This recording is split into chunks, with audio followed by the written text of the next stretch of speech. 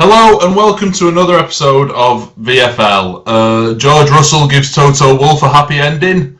Oscar Piastri's sense of humour fails like Lewis Hamilton's brakes. Lando Norris finally hits a podium and McLaren wrap up the constructors eventually.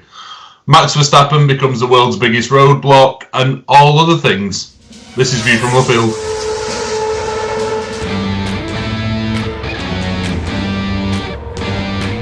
Hello, yes, welcome to the show, welcome to the episode, and as Phil said, yes, McLaren are finally 2025 Constructors World Champions. It took a while, but yeah, finally done, so congratulations to everybody at McLaren for getting that one over the line, and now we can maybe start to see the two of them actually be allowed to race.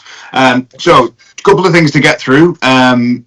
Today, we obviously have a review of the race, we have the giveaway for Singapore Sunday to get to, and I think that's actually it. So, and we do just want to do a quick thing to just discuss how good McLaren have been, because Phil will love that bit.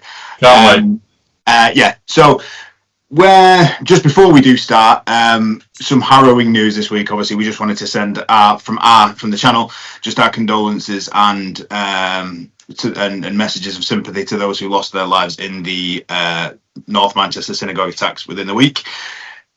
It hits a little bit closer when it's this close to home, I guess. So yeah, harrowing scenes. We don't want to see that. So quick one just to start off the show. Going back to Singapore, where do you want to start? Oh, it was yet another race of boredom. Boring.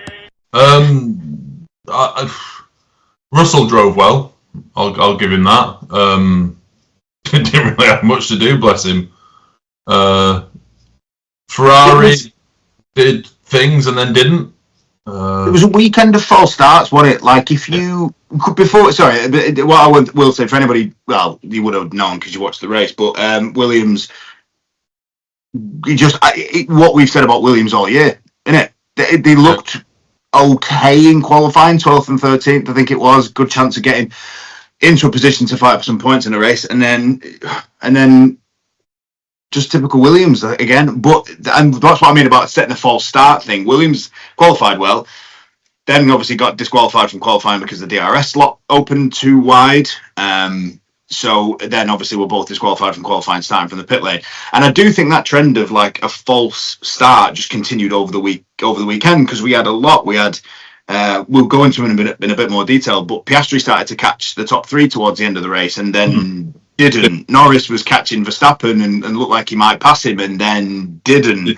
Hamilton went on to some soft tyres and started chasing down Antonelli and didn't. And it was just that, wasn't it, all weekend? Verstappen, after the sort of the round of pit stops, Verstappen looked like he might have a bit of a go at getting Russell maybe, and didn't. It was some of that meme of Roy Hodgson in the World Cup, and everybody used it for like when you're driving home and you drive past McDonald's, and it was just Roy Hodgson, and he's just in watching the game, and then he goes, that was the race for 2 hours. Was just all I kept thinking about was Roy Hodgson going. I suppose the only place or the only thing of any note that's worth discussing was how brilliant Fernando Alonso is. Only highlight from the race, which does counteract something I said a few weeks ago. It does. I wanted to bring that up just because it counteracts everything you've said about him. I don't think it counteracts everything I said about Fernando Alonso. It doesn't. I still stand by that comment.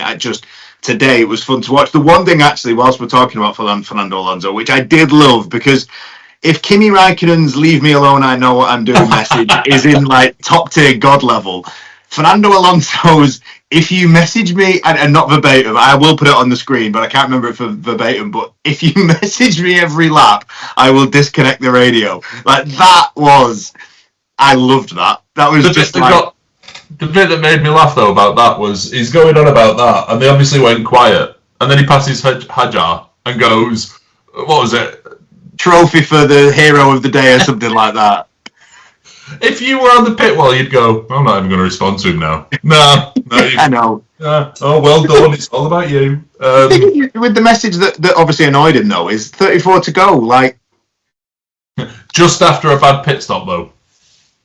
Yeah, and what are you telling him that for? I don't know. It just felt like I understand 10 to go, or you know what I mean, like 34 to go. It's not halfway. It's a nothing message. I was surprised. I just put it weird.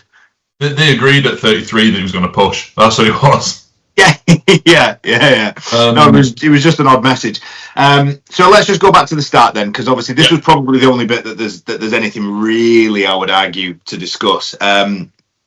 So again, it will be on the screen for you at the minute, so you know about what we're talking about. We're talking, of course, about the start. Do you want to give your opinion first? Because I think everybody knows what happened. It's just whether I don't want to describe it too much without giving my opinion away. I think Oscar got a little bit whiny tart, is all I can say. I don't see what the problem is. Can we start arguing more? Because I thought I actually think Lando should have been made to pit because his front wing was unsafe. He should have got a penalty because he blatantly hit Verstappen. Sees where the threat is now in the championship. Yeah. I can see his frustration. Oscar. I can. But there was nothing to be frustrated about. You got outdone. Yeah, and I think what's interesting is I don't know if Oscar, because obviously you later heard Tom Stellard explain to Oscar that that Norris had to take evasive action, obviously, from Verstappen, and it was probably the wrong time to explain that to Oscar because he was that annoyed. It was the whole, well, if that's how you evade another car, then we're not teammate, or whatever it was. Again, not verbatim, but it just, I can see why Oscar's annoyed, but at the same time, what does he want his teammate to do? The constructors was always going to be done today. Probably should have been done in Azerbaijan, let's be honest. So it was always going to be done today. And I don't know what Piastri wants Norris to do in that situation. Is he just meant to let him get through the first couple of corners and then go, now I'll try and do you with a strategy? Because Piastri would rightly be annoyed if McLaren's strategy worked in favour of Norris, I would say. So Norris has got to go elbows out. That's now, and this is what I touched on at the start when I said at least now we can maybe see the drivers be allowed to drive a little bit, because I would like to see that the Papaya rules is relaxed a bit so that these two can go and... Has it not been? Well, yeah, it has, but at some point during the season, both of them have felt that even though from the outside looking in, I think Papaya rules is incredibly relaxed. I've defended it quite a few times on this channel that I think... I don't see where all the negative memes and all the the stuff that you see on the internet about it, I don't see where it comes from. I think it's incredibly relaxed. I think it's favourable to both the drivers. Recently, it's been more favourable to Norris. Yeah, possibly. But then, I mean, I'm waiting for the internet to kick off about Piastri's pit stop being at the favour of Lando Norris, because the last couple have been McLaren messing up for Norris, but we don't see that. But when they mess up Norris's, he has to give the place back. But again, all right, on that then as a flip side, at the start of the race specifically, Piastri found himself like 2.5-3 seconds behind Norris. Yeah. Even if, and this is the one thing I didn't understand from Piastri's point of view, is if you want to put that pressure on the team to make that decision, he kept asking about it on the radio, if you want to put that pressure on, you get yourself certainly within a second or a second and a half of him, so then you can say, all right, well, you're not going to let it through because it was a bit naughty, but I'm quicker than him anyway, so why don't you let me through now? The fact that he dropped to 4 or 5 seconds behind is, if McLaren trying to said, yeah, Norris was a bit too aggressive, we want you to swap that back and he can go again, then they're going to go, but we're not going to do that now because, there's a half turn between you and Lando Norris. So I think... Look, Piastri surprised me. He surprised me in Azerbaijan because that was the first time we started to see him. I don't want to use the word sulk because I don't want to seem like a Piastri bashing. But the first time lose his cool. And again this time, and there was a message later on in the race where they said, "We're at the position. What tyres do you want?" Yeah, soft if there's a safety car, and it was so. Well, do what you want. It was man asking girlfriend if he can go to the pub. She says yeah, but then sulks at him anyway. That's what that was from Oscar Piastri. I was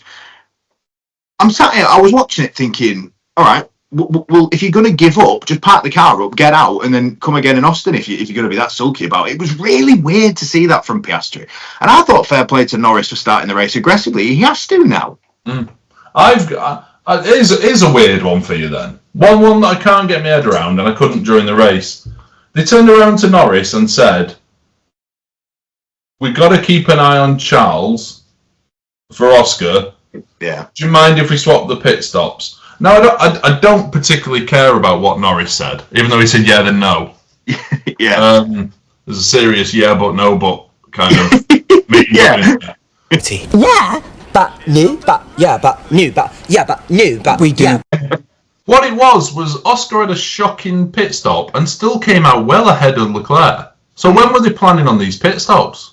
That's what I don't get, because I know that they said, Martin Brundle said in commentary that Norris would end up with a seven lap tyre offset to Verstappen. Yeah. But he probably wasn't as much as he wanted. He probably would have wanted more, which does suggest that they would have wanted to stay out longer. And when you consider that, I mean, Lance Stroll did 7.4 million laps on a set of soft tyres. Like, we don't credit Lance Stroll on this channel, but my God, how on earth did he do that? Carlos Sainz basically did. It was as if someone at Williams went, "Carlos, you're gonna have to box, mate." Yeah. And he went, "Oh yeah." Yeah, so you're right. I don't know. I don't know. I really don't. Because I also think that McLaren probably would have had the pace on the Ferrari anyway. So even if it had ended up behind him, you'd have probably expected that to... I don't know. I honestly... The message was wrong. The message should have been, Lando, we're going to have to keep an eye on Charles. You box this lap because we need Piastri in next lap. Yeah, and if you don't, we'll give Piastri the stop. Yeah. Exactly. And if Lando didn't come in, then you give it Oscar and job's done. There was no need to... What they've done there is almost create a bit of, not bias, because it was a fair request. It's animosity between the two drivers, because Oscar will know Lando said no. Whereas if McLaren came over and said, we have to do this now to protect Oscar, so you're boxing this lap, if Lando says no, then it's on him. You know, it goes back to, look how Lando was treated last year, 24 Hungary, because he wouldn't listen. If he did it again, then it'd just be, it's Lando's fault. And I think everyone would have just taken that and gone, well, you got the offer, mate. Instead, they went, Lando, what do you think? No, don't give him the decision. Yeah, do you know what? I agree. And I think the one thing that Oscar Piastri, we did say that he's been a bit sulky this weekend, and I stand by that. But I think I can see why just a couple of little things throughout the course of the race. Verstappen, Norris has hit him, not a great deal of damage, I accept, but Norris has hit him. Big hit, that. Yeah, it was a big hit. So Norris has hit him, so he's thinking, all right, well, where's these papaya rules where we work together to make sure we win the constructors, but you're just driving into me. Then he's had that where it's been, because I can imagine there was quite a gap, wasn't there, between the yes and the no. The Vicky Pollard, Lando Norris was quite a gap. So I wonder if Oscar found that out live, because if I'm Tom Stallard, I'm not telling Oscar Piastri that Lando said yes first. Do you know what I mean? Because in that moment, you've got to try and keep him focused. And I'm not going back to him saying, Lando said yeah. Oh, wait. No, he hasn't. He changed his mind. Yeah, because... And I agree. To be fair, I agree. I think sometimes with papaya rules, it's been so relaxed that it now seems soft. And the one thing I'd like to see him do now is just almost step away. Constructors is done. And I would... If I'm Andrea Stella, sit them both down and go, do what you want now. We've done our bit. Yeah. If you two mess this up and none of you wins the drivers, you're both absolute morons. Because from our point of view, we've won the constructors. That's what we came here to do. 6 races left. Job done. Woo! Yeah. If Max does you both now, you're both to blame. Yeah. That is looking more and more like an option with every race that goes by. I think it was... The only downside, just on that, because he was 69 points when at the end of Azerbaijan with 7 races left. So he needed basically to outscore Oscar Piastri by 10 points every race. He has done that. He's not done that today. He's outscored him by 8. So I think I don't know if I said it on the channel or if I said it to you separately, I don't see Piastri regularly finishing off the podium. And yes, he did today. But when we get more to tracks that suit the McLaren. I mean, the one thing we have had, Azerbaijan and Singapore are not tracks that suit the McLaren. No. So once we get to Austin next and Mexico, they're 2 tracks which are more likely to more faster corners. So Piastri is not going to regularly finish off the podium. So I think Max needed probably to. You're right. I see it getting more and more possible because he's done it now twice in a row. But I also, the next two races will be quite telling, because I think if Max beats the McLarens at these two coming up, then yeah, you're right. Then it's all right. Now he's beating us on our sort of tracks. But I mean, Max. We made the joke in qualifying yesterday, didn't we? That even when Norris was creeping out of the pits for his quali lap, one car appeared behind him. Yeah. And it was Max. You dangle the carrot, he's going to take it, and he will do everything he can in a completely different team with a completely different car to make it uncomfortable for him. And if Papaya rules are scrapped and they can now go wheel to wheel, there'll be one man who's instigating all this by either putting pressure on them or being ahead of them and slowing them into each other. He's a combination of Senna and Prost in that he will put his own life at risk going into a turn, but he can think quick enough to know how to put you on your back foot as well, and he's tactical, isn't he? He is, and if anyone was chasing down these two, you were the team that were chasing, you'd want Max. Is all I say.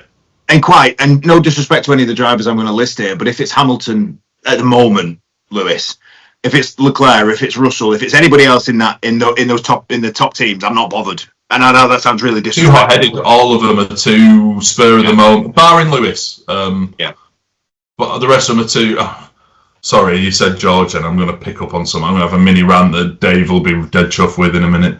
I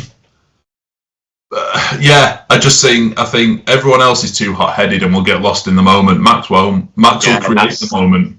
Yeah, and that is the worry. It makes it exciting from a driver's championship point of view. Because we did think that this was just going to be between Piastri and Norris, and even that wasn't giving us the excitement anymore. So fair play to Max for getting in. Now, go on. So before you do start your rant, because we haven't focused on the winner of the Grand Prix yet. We've given him a little passing. So I think it is only fair that we do so, because for me, we've said this before, I'm not a massive George Russell fan, but I've got nothing against George Russell. I'm sort of in the middle, and I can respect him and I can appreciate what he can do on a track. This weekend, George Russell has put together an absolutely perfect weekend. In fairness, he was brilliant in qualifying, and he's put that on pole. That was a belting lap. There was the lap that he did in Q2, I think it was, on scrubbed softs. Me and Phil, for anybody who doesn't know, me and Phil watched the race, qualifying yesterday together. And there was that one lap he did on scrubbed softs, which we couldn't quite accept that was on scrubbed softs. That was the start of Q3, apparently. Well, sorry, you're right. It was the start of Q3. How?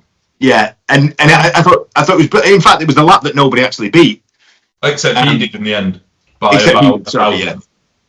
Yeah, and he got pulled twice, which fair play. And then in the race, I think he's managed everything. They even said during the race, Ted Kravitz asked Mercedes how George's race was going on. He just managed everything. There was a little bit of anger when the blue flags weren't moving people out of his way, but which I did like. He got a little bit Seb Vettel, didn't he? Yeah. But other than that, fair play to George Russell. I suppose one of the things, the reason I've not mentioned too much of him is because he didn't do anything wrong. There's not a great deal to talk about. George Russell was brilliant. Phil, though, I can tell by your body language, Phil doesn't agree. So over to you. He drove well, but my problem is, right, these are supposed to be, and it might not be his fault, all right, I'm going to throw that there. But does anyone else find it uncanny that one of the most boring races this year is won by the most boring driver who just appears out of nowhere to do something? I mean, God, it was painful. And it hurts me to watch it. And even Mercedes are that team now that just do nothing and appear. Right, at least Ferrari let themselves down and give us some of a show. It's just, oh good God, this grey man in a grey car has had the most grey race and he's won. Give up. It's supposed to be F1. Good God, give him a Nissan Micra and we can have the same boring event whilst he's parking up to do his shopping. Anyway, well done, George. It was a great drive, though. I think I need a minute. I don't know what to say. I'm left bored, speechless. But fair. I will agree. I don't think it was. What's worrying is I don't actually agree that it was one of the worst races of the season, and that's worrying because that certainly wasn't exciting. But I think we've had a lot worse. But yeah, no, you're right. You're right. He does nothing. I suppose even when he doesn't have suck the fun out of a race, does he? Yeah, like you say, Ferrari have their technical genius. Which was I saw the funny video. I'll try and find it. The funny video on the week of the guy struggling to put the thing in the pole, and it was just the clipping, the belt thing, whatever it is. I thought that was funny. Yeah, you're right. Ferrari even McLaren tend to drive into each other, or there's the odd, we can't do pit stops for love nor money. So at least everybody else, even one of the pit stops, I think Ted Kravitz declared it as solid but not outstanding. And that is literally George Russell, isn't it? Yeah, well, exactly. And I don't mean any slight to him. It was a great drive, but God, do something. Be something. Yeah, honestly. And this is what we've said. I don't see George Russell being a world champion. I'm sorry, I don't. But it's because he's solid, but outstanding. Solid, not outstanding. There's been so many drivers before him that are the exact same. I disagree with you that he's in the Alex Albon category. I think he's a bit higher, but he's not outstanding. All right, then we'll put him in the David Coulthard category. I would agree with that. Yeah, David Coulthard, Eddie Irvine, the British category. We tend to be good at doing that in sports. Yeah, that's you, chap. The Tim Henman. He's Tim Henman of Formula One, isn't he? He is. People like him, and I don't know why. Anyway, moving on. Well done. Anyway, after that big rant, well done, George Russell. We are actually congratulating you. Other than that, few bits of the race. The only interesting bits came from Brundle and Crofty's mouth. Was he's trying to save money by running his tyres into the ground about Lance Stroll and his dad having to pay for a new set. Made me chuckle. Yeah. And what was the other one now? It's gone. It was just in my head. They were talking about... Oh, this is going to bother me now. I will move on whilst it is, because I feel like if you remember it, come back up. I just don't think anybody wants a video of just you sitting there. Me sat there scratching my head. Yeah, 10 minutes. It was just an unextraordinary Grand Prix. It was. I don't think it was the worst. I think I found myself sat watching it. There's been a couple of races this season that I've double screened, and I've not been interested whatsoever in it. And I've struggled to do this because I haven't had anything to talk about. I still think there was a bit. I think Alonso gave us some excitement with regards to the racing. I did like Lance Stroll and then Verstappen after doing the whole Gandalf, you shall not pass! There was bits of that I enjoyed, that they weren't, and it made for a tactical affair. It's just, and I'm going to stop saying it, I promise. It's just another race that tells us we're desperate for the 2026 regs. We've said it countless times, I know we have, and people will be bored of hearing it. But it's just another race that proves that point. Martin Brundle gave us the most Formula One comment ever about Max Verstappen's tyres at the start, and how on full tanks and no safety car, those soft tyres will be suffering with thermal degradation. And then he went, they're getting hot. Now, how Formula One is that just say they're overheated? No. Thermal degradation. It's like they're under-rotated. You mean they've stopped? Little things like, I think we should maybe write a book off this podcast of translations for Formula One terms. George Russell, great. No, sorry. Well done, George. Yeah, the Muppets will be happy to celebrate you. This is not the anti-George. If there's any backlash from George Russell fans, please direct it directly to Phil, because I George Russell fans will go to the local council and complain about something, because that's about, Anyway, let's move on to something fun, because that race was boring. It was boring. We'll pick up again about McLaren, just because that's how I want to finish the episode. I'll be honest. I know Phil doesn't want to, but we do have to praise them because it has been a phenomenal season. But before we do, it is time. Yay! You get the reliable Lego and the one that'll probably fall apart before the end of the build. Yeah, you get the one that has no brakes, and you get the one that can't do pit stops. Yep. It takes you 25 minutes to put the wheels on that McLaren. Yeah, I was going to say, Yeah. No, if you. Yeah, I was going to say the left wheel on this, the rear left, will take a lot longer than the rest. As Oscar Piastri found out today. Now it is time for the Singapore Sunday giveaway. Thank you to everybody for your participation. Thank you for everybody for getting involved. Thank you for all of the new subscribers and all the people who've liked the video and shared the video. And thank you for everybody getting behind the growth. I will say that first and foremost before we give this away. It's greatly appreciated. We can see you. We can see you watching more and more of the videos. We can see you commenting. We can see obviously the subscriber numbers growing. So thank you so much for supporting the channel. It really does mean a lot to us. Now, old school with this draw. This is a sign of my age because there are probably ways that you can get a wheel on the screen and everybody can see what we do. We're not that good because we're old men. So what I'm going to do is I have a hat. Oh, not that hat. Sorry, I have a winning hat, and I have in it pieces of paper folded up with our entries. That is literally the level that I'm doing this. So I give them a little bit of a spin, and what I will do to make sure that this is not fixed, rigged in any way, shape or form, I will open this in front of the camera and Mr. Phil Brown will read it out for us. So, are you ready? This is the winner of... Is it upside down? Tell me if it's upside down. Okay. Pull it back a bit. I can't see. It says George Russell forever. Well, that's someone who's just dropped it. No, Rex F1 Mad. At Rex_F1 Mad. So, congratulations to you. You are the winner of both the Cannot Do a Pit Stop Lego and Cannot Will Do Anything Lego. You are the winner of the two Lego sets. Thank you so much for taking part. Thank you to everybody else for taking part. Apologies on this occasion that you weren't successful. However, we will we'll do more sort of stuff like this because it's been fun. It genuinely has. And thank you once again for everybody for getting involved.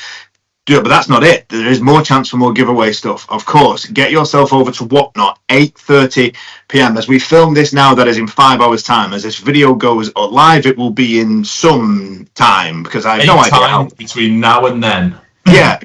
It will be a point in time. Get yourself over to Whatnot because there is another chance for a giveaway. We have another McLaren Speed Champion. That might be Lando Norris, which means you can't do the front right tyre this time. That will be given away. Or a bit of the front wings missing. Get yourself over to Whatnot, 8:30 p.m. tonight. Sunday the 5th of October, Dave will be doing another giveaway. There is another McLaren Lego Speed Champions, and there is also a Funko Pop. Now, I don't actually know anything about this, or we don't know anything about this. So that's going to be a surprise for us too. Me and Phil will be on there, so if you want to ask us any questions regarding the channel or anything like that, please feel free. We'll be getting involved in a bit of a conversation. But thank you once again for everybody for getting involved. Please stick with the channel. We'll be doing more sort of giveaways like this. And congratulations to Rex for winning the Lego. And versus Phil. Yeah. Yeah. I was gonna skip that, weirdly enough. Yeah. It's 8-5 now, is it? It's 8-5, yeah. So for those of you who don't remember, Phil went with Max Verstappen, I went with Oscar Piastri, who would have done better had he not lost his dummy on lap 1. So 8-5 to Phil with regards to Ant versus Phil, and we have 6 races left. So we have it could massively turn around. We have 8 races left. If I have to have a mustache, I probably should get rid of the curtains because that is going to be a questionable look, innit?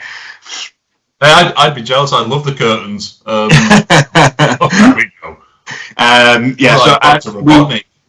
We will do Ant versus Phil for Austin next episode, just because we have a bit of a gap, obviously, now between now and Austin. We have a 2-week break. No, we don't. When is it, Austin? Not next weekend, weekend after. Yeah, we've got to think of something to do next week. Yeah, well, any suggestions, by the way, in the comments, feel free to chuck some stuff in there because we don't know. As it stands, it will be just as a surprise for you as it is for us with what comes uploaded. Top 10 Ferrari strategic decisions.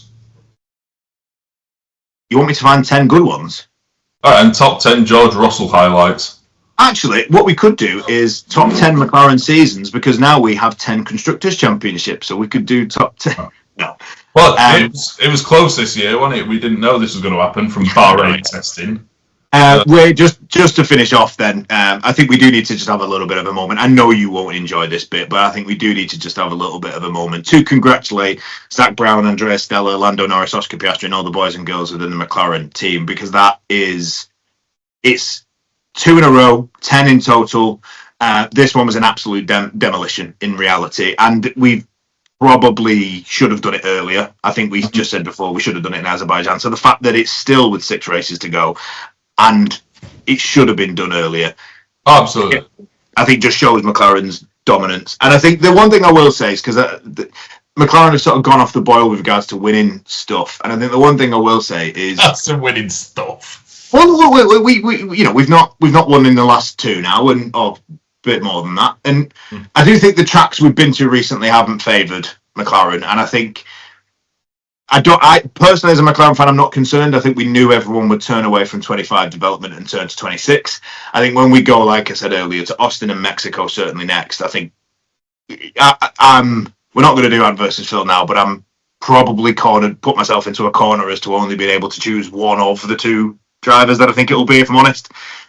But yeah, I'm congratulations to McLaren. As a McLaren fan, it's a weird one because it doesn't really feel much like celebrating it, because it was it was won so long ago. If you think this is bad, wait till you see what it'll be if Lando wins the drivers. I'm not joining that one. You just have the old girl with the clown who, when the TV wasn't on, you just have that, but Red Vassar and a horse. Can we just have a cardboard cutout of you instead? And I'll just do an episode praising Lando. Yeah, we'll do that. No, I'd rather that. I will. I'll stop my McLaren loving, but congratulations once again to the team, because that is an absolute outstanding performance. And we go into 26 to see who competes for it next year. Obviously, we still have the drivers to go. Well, we don't know. We don't know next year. We do. We know it won't be Ferrari, but we don't know who it will be. No, so that is it for us this week. Not the most exciting Grand Prix, unfortunately, but thank you, like I say, once again to everybody who got involved with Singapore Sunday. Congratulations to Rex for winning the 2 McLaren things. We will contact you. I will find out how, and we will contact you to get this sent to you. And that's it. Get over to Whatnot. Get over to Whatnot. Sorry, like Phil says, get over to Whatnot for the second half of the Singapore Sunday giveaway tonight, 8:30 p.m, Sunday the 5th of October, to get yourself some more lucky giveaway stuff. And that is it from us. Congratulations to George Russell, Phil's favourite driver, for winning the Grand Prix. Congratulations to McLaren for winning the 2025 Constructors' Championship. That's now 10 in total, 2 in a row. Phil might be happier next week. We will see. But for me and for Phil, thank you very much. Thank you for joining the channel. Bye-bye.